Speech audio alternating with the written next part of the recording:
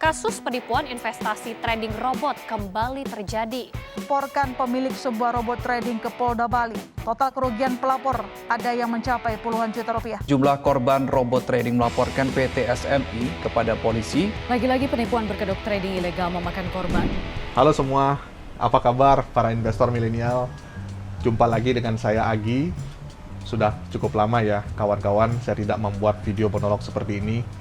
Mohon maaf karena padatnya kesibukan sehingga saya tidak sempat sharing lagi lewat video.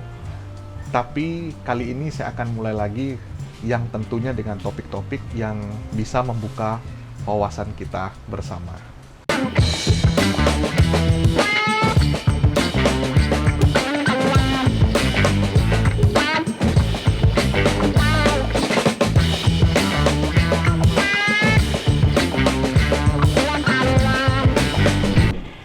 Oke, sehubungan dengan adanya beberapa pertanyaan kepada saya mengenai perizinan robot trading yang sudah keluar hampir 3 bulan lalu dan juga mempertanyakan apakah Amandana sendiri sudah mengurus perizinan tersebut. Nah, sekalian deh saya jadikan perizinan soal robot trading yaitu SK Bapepti soal robot trading ini menjadi topik yang mengawali video monolog saya. Saya rasa kawan-kawan sudah pada tahu ya bahwa Bapepti sebenarnya sudah mengeluarkan peraturan soal robot trading yang mana sudah dikeluarkan sejak awal September kemarin, dan saya lihat sebenarnya sudah banyak yang membahas soal peraturan ini ketika dikeluarkan ya. Maka dari itu saat ini yang akan saya bahas adalah lebih kepada bagaimana realisasi dari peraturan itu setelah hampir 3 bulan dipublish oleh Bapepti. Mungkin kalau dulu sebelum peraturan ini terbit, robot trading atau EA atau expert advisor yang kita pahami adalah alat bantu yang memudahkan para trader baik yang awam ataupun yang profesional untuk melakukan kegiatan trading tanpa standby di depan chart, tanpa perlu mikir, yang pada intinya dijalankan serba otomatis. Nah, sekarang robot trading sudah ada pengertian yang resmi dari Bapepti. Jadi sesuai SK Bapepti di Peraturan Nomor 12 Tahun 2022, robot trading merupakan sebuah bentuk nasihat yang mampu bekerja secara otomatis untuk melakukan monitoring pasar, kalkulasi peluang masuk atau keluar pasar, menempatkan transaksi yang wajar, dan manajemen risiko dengan mempertimbangkan kebutuhan pada masing-masing klien. Jadi komplit ya pengertiannya. Robot trading bukan sekedar alat bantu trading yang mampu melakukan open transaksi secara otomatis. Namun harus dapat menjawab kenapa sih transaksi itu dilakukan dengan dasar yang jelas, dan poin terpentingnya adalah dapat mengelola risiko yang mempertimbangkan kebutuhan pada masing-masing klien. Setiap orang memiliki tingkat risiko yang berbeda-beda, mulai dari yang rendah atau konservatif, moderat, hingga yang punya adrenalin tinggi atau high risk. Jadi kebayangkan, sebetulnya robot trading itu seharusnya seperti apa? Nah, sebenarnya kalian sudah pasti tahu kenapa aturan atau regulasi robot trading ini baru tercipta saat ini.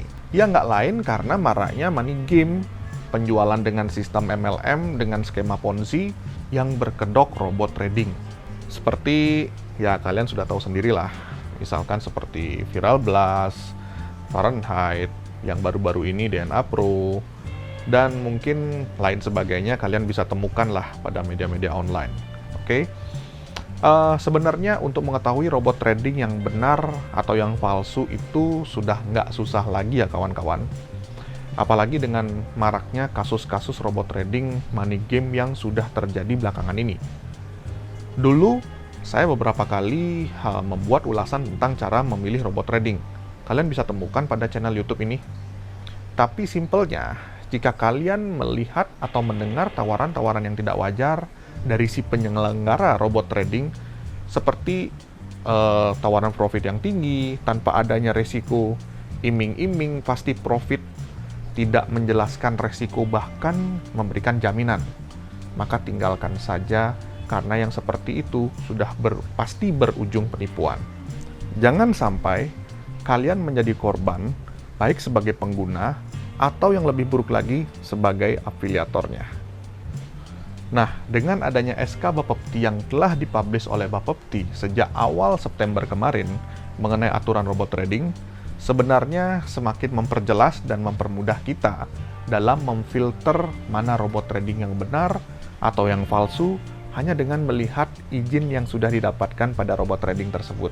Di samping itu, dengan adanya aturan ini, sebenarnya jadi memperjelas stigma mengenai robot trading yang sebelumnya banyak dianggap ilegal dan tabu oleh banyak kalangan trader maupun trainer. Jadi kita patut berterima kasih ya kawan-kawan. Nah sekarang, bagaimana isi aturan tersebut dan realisasinya selama hampir 3 bulan berjalan? Oke, sebelumnya, bagi kalian yang belum punya file mengenai SK Bapepti nomor 12 tahun 2022, kalian bisa langsung download pada situs Bapepti ya kawan-kawan. Kalian bisa temukan pada bagian aturan terkini pada beranda situs tersebut. Oke, saya tidak akan membacakan secara detail bagaimana isi aturan tersebut. Namun, saya akan berikan rangkuman yang sudah saya ringkas, beserta bagaimana pendapat dan realisasi aturan tersebut, berhubung saya juga sedang mengurus perizinan ini. Nah, Peraturan Bapepti Republik Indonesia nomor 12 tahun 2022 ada beberapa poin penting yang dibahas, yaitu mengenai pertama pelaku usaha, lalu ada persyaratan untuk mendapatkan izin, lalu apa saja kewajiban dan yang dilarang bagi si penyelenggara robot trading atau IE, hingga syarat klien yang menggunakan IE itu seperti apa. Oke, kita bahas dari awal ya kawan-kawan. Oke, mulai dari yang pertama, itu mengenai pelaku usaha. Pelaku usaha yang diatur pada regulasi ini adalah dalam bentuk perseorangan atau badan usaha. Jadi, mulai dari yang skala kecil atau perseorangan, itu sudah bisa ya kawan-kawan untuk mengurus legalitas robot trading ini. Tapi, perlu kalian ketahui, pelaku usaha tersebut haruslah yang sudah tersertifikasi penasehat berjangka, yang mendapat persetujuan dari Bapepti dalam memberikan informasi dalam bentuk teknologi informasi. Jadi ada penasehat berjangka dan juga wakil penasehat berjangka. Penasehat berjangka dan wakil penasehat berjangka itu apa?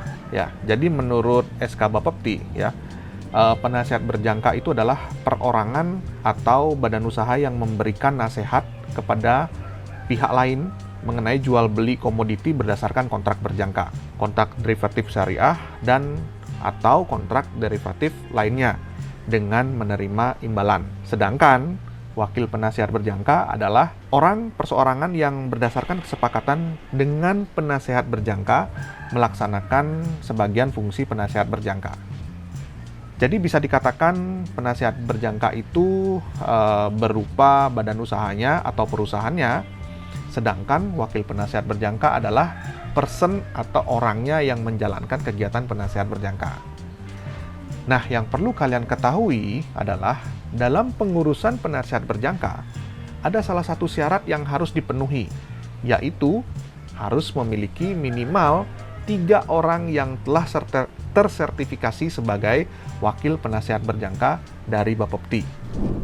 Jadi, jika saya urutkan, yang pertama kalian perlu mendapatkan sertifikasi wakil penasehat berjangkanya terlebih dahulu.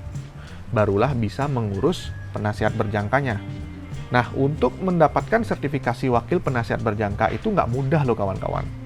Untuk mendapatkannya, kalian harus bisa lulus serangkaian tes atau ujian yang disiapkan oleh Bapepti. Nah, sayangnya ya, dalam realisasinya setelah hampir 3 bulan berjalan, ternyata Bapepti masih belum selesai menyiapkan silabus ujian untuk wakil penasihat berjangka ini. Ya, seperti apa yang terjadi pada pengajuan kami yang tertunda dan saat ini statusnya masih ditampung dulu hingga tahun depan. Ya, sangat disayangkan ya kawan-kawan. Di sini kami sangat berharap Bapepti bisa segera merampungkannya agar proses sertifikasi bisa segera dijalankan, sehingga tidak terkesan ambigu dan kontradiktif ya. Begitu juga agar terhindar dari potensi oknum-oknum nakal yang ingin melanggar aturan ini hanya karena menunggu kejelasan dari Bapepti. Jadi kawan-kawan yang sedang mengurus ini harap bersabar ya.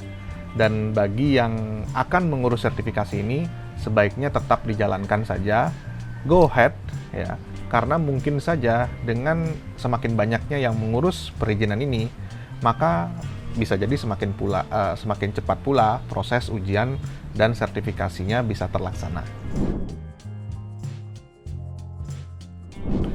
Setelah menjadi penasihat berjangka, itu belum selesai ya kawan-kawan.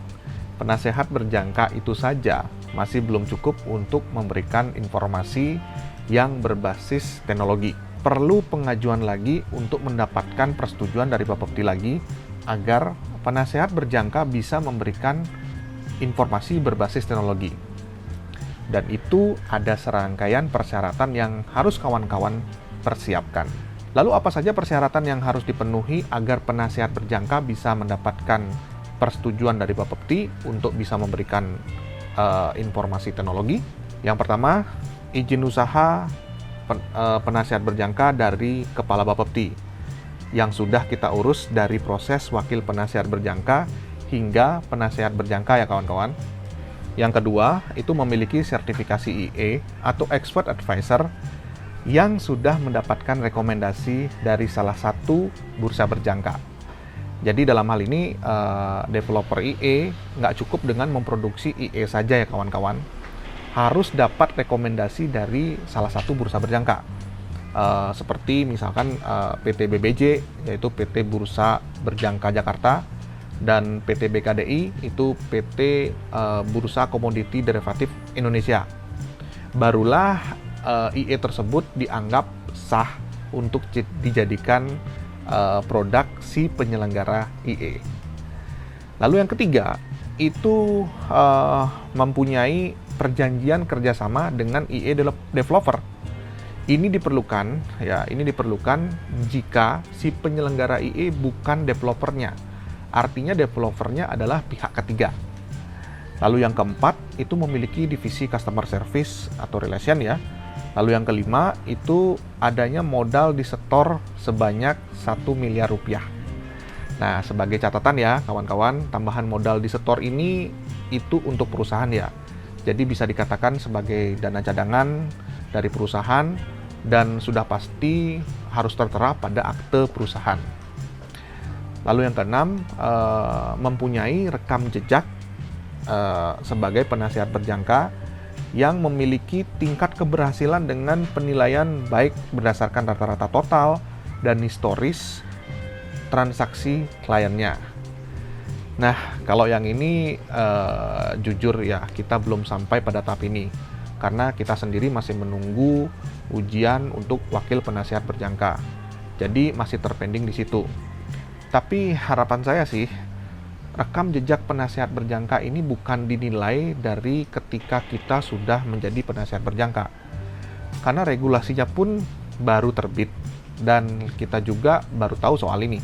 Apalagi dalam penggunaannya masih ada yang tertunda karena menunggu persiapan ujian wakil penasihat berjangka dari Bapepti. Jadi saya berharap Bapepti bisa mempertimbangkan mungkin dengan menilai setidaknya dari backtest record history transaksi IE yang sudah kita bangun.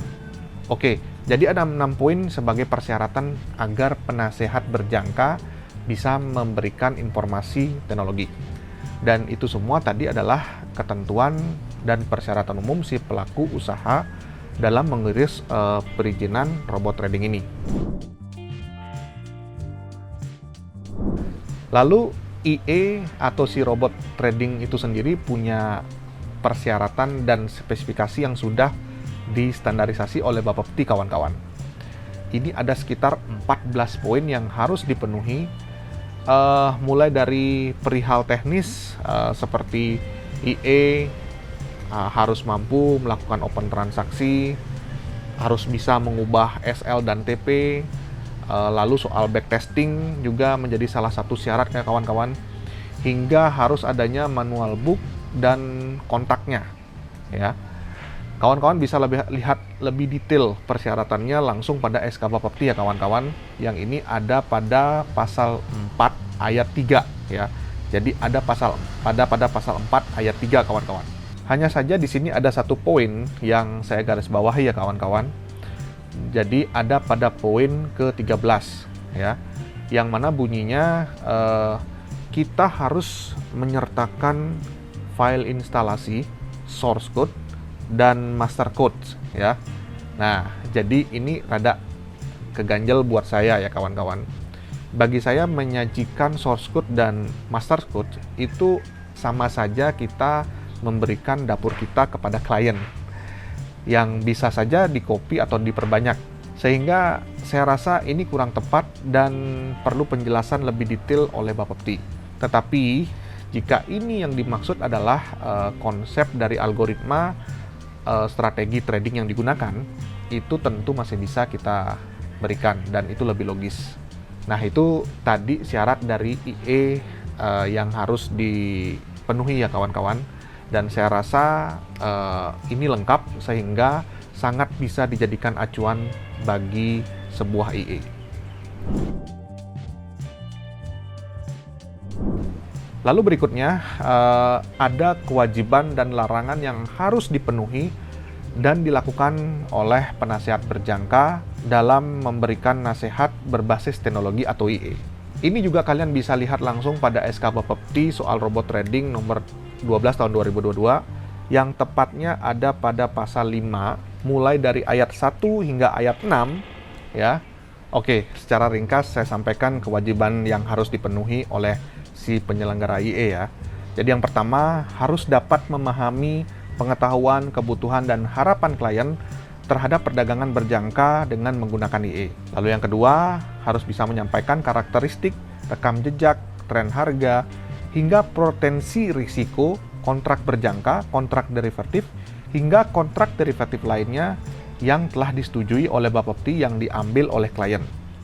Lalu yang ketiga, penasehat berjangka wajib memiliki legalitas pengembang atau developer aplikasi, sistem, atau program yang bekerja sama dengan penasehat berjangka tersebut. Lalu yang keempat, harus ada manual book.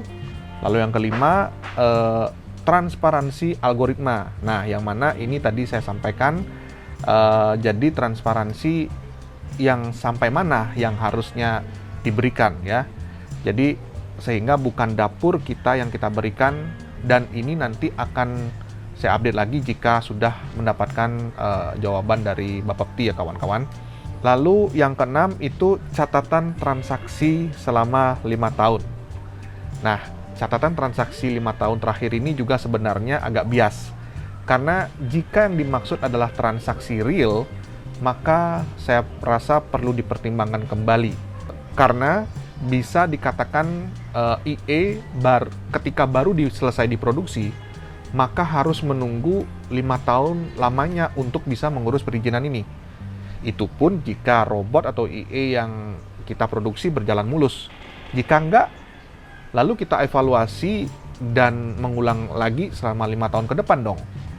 Nah, jadi agak kurang make sense ya bagi saya.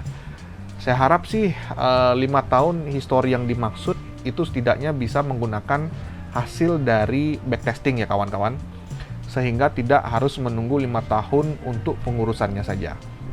Dan beberapa poin lagi ya, seperti update IE, layanan purna jual, dan lain sebagainya, itu yang mana juga penting ya. Tetapi jika saya jabarkan satu persatu, maka akan sangat panjang. Untuk lebih jelas, kalian bisa langsung lihat pada SK Bapepti robot trading ini pada pasal 5, tepatnya pada ayat 4, 5, dan 6 ya kawan-kawan. Oke, selain kewajiban, ada larangan sebagai penasehat berjangka sebagai penyelenggara IE. Dan juga kalian bisa langsung lihat pada pasal 5 ini ya, yang tepatnya ada pada ayat 2 dan ayat 3 ya. Jadi secara ringkas di sini saya sampaikan isinya. Yang pertama, penasehat berjangka dilarang menawarkan IE kepada klien sebelum mengetahui kebutuhan klien, arah transaksinya, kemampuan keuangan, model dan target transaksi, termasuk juga mempertimbangkan risk profile, risk appetite, risk objective klien. Jadi di sini maksudnya adalah kawan-kawan nggak boleh sembarangan dalam menawarkan IE kepada klien. Apalagi seperti yang kita ketahui, kontrak bursa berjangka itu juga termasuk kategori investasi finansial yang risikonya tinggi. Maka, pertama kali sebetulnya kita harus mampu menjadi konsultan bagi klien itu sendiri. Sehingga tawaran yang kita berikan itu sesuai dengan kebutuhan si klien, yang tentunya dengan melihat karakter-karakter resikonya. Lalu yang kedua, penasehat berjangka dilarang memberikan informasi yang menyesatkan seperti apa? Seperti pasti profit konsisten, tanpa risiko, apalagi menghimpun dana, dan lain sebagainya. Ya, kalian bisa langsung lihat pada pasal 5 ayat 2 dan 3 ya. Dan saya rasa pada larangan ini sangat jelas dan tepat isinya ya kawan-kawan, dan sangat mungkin untuk dijalankan dan dijadikan acuan untuk mengetahui penyelenggara IE yang benar atau yang palsu. Nah, tidak hanya dari sisi penyelenggara IE atau IE saja, tetapi dari sisi klien pun juga ada kriteria yang harus dipenuhi sebagai klien yang boleh menggunakan IE, kawan-kawan. Dan sama seperti kewajiban dan larangan tadi, aturan kriteria klien ini pun diterapkan setelah menjadi penasehat berjangka yang sudah bisa memberikan teknologi informasi atau IE. Aturan ini kalian bisa lihat langsung pada pasal 5 ayat 7. Nah, di sini ada 5 poin yang perlu dipertimbangkan penasehat berjangka dalam menerima klien. Jadi, kalau saya lihat, rata-rata kelima poin ini membahas pemahaman klien terhadap IE, baik dari sisi cara kerja IE, resiko, lalu IE sebagai alat bantu, termasuk juga pemahaman soal perdagangan berjangka komoditi. Dan ini wajar ya kawan-kawan, karena nggak mungkin kalian sendiri mau menjalankan sebuah bisnis jika produknya sendiri nggak paham. Nah, cuman ada satu poin yang mengganjal dari kelima poin tersebut, yaitu soal kemampuan margin klien yang minimal sejumlah 50 juta rupiah. Nah, ini rada canggung bagi saya. Dan saya rasa poin ini mesti diperjelas lagi oleh Bapak Tia. Apakah yang dimaksud 50 juta itu adalah total dana tradingnya atau total dana yang didepositkan ataukah yang lainnya? Bagi saya sendiri sih, margin 50 juta itu tidak memberikan impact apa-apa jika dihubungkan dengan risiko. Sekalipun marginnya lebih dari 50 juta, faktor risiko yang sama itu tetap ada jika pengelolaan risikonya itu tidak benar. Di samping itu, yang memiliki dana di bawah 50 juta pun sebenarnya masih bisa menggunakan IE toh.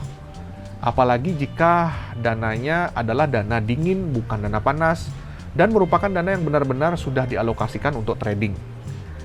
Bahkan saat ini, sebenarnya pialang berjangka yang legal dari Bapepti sudah ada yang memiliki jenis akun mikro.